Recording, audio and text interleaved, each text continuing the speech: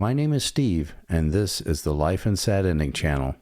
In today's episode, I visit the grave of the great comedian and actor Paul Lynde.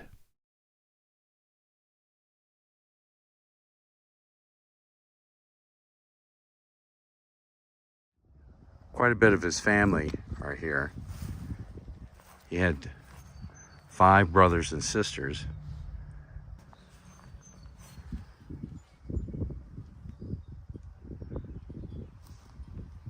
You can see a lot of the things that people have left for Paul.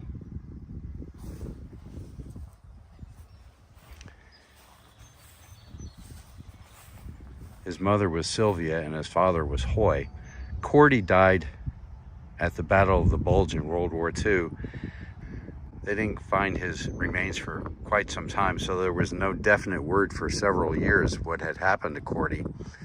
And when they found out in 1949, the word finally came. I guess it was too much for his parents, Sylvia and Hoy.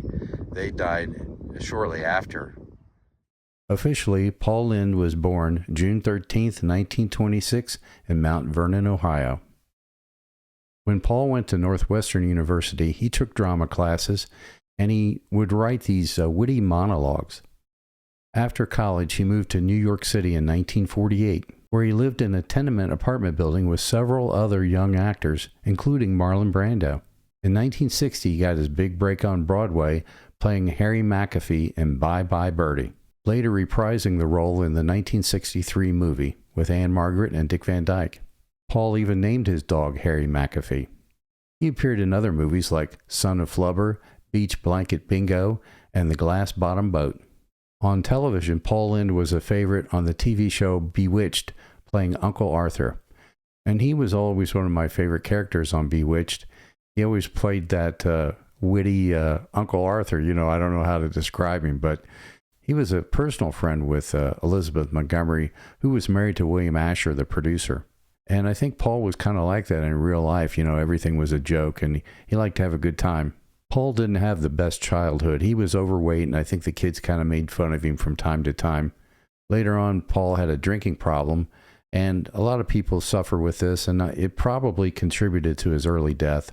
Also, during the 60s, Paul became very famous and popular on the TV game show Hollywood Squares, in which he was the center square, and some of the bits they did on that show were really hilarious.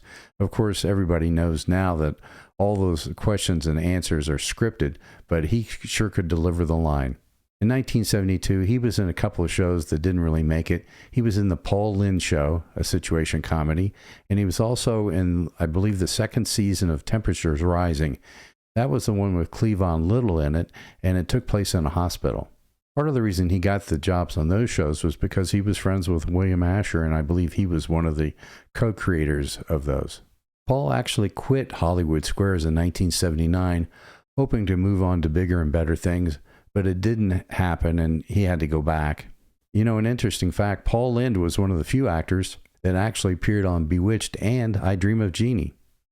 Sadly, Paul Lynde was found dead of a heart attack on January 10th, 1982.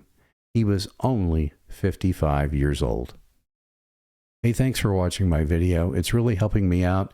Remember to hit the like button, the notification bell, and subscribe if you haven't. I sure appreciate it.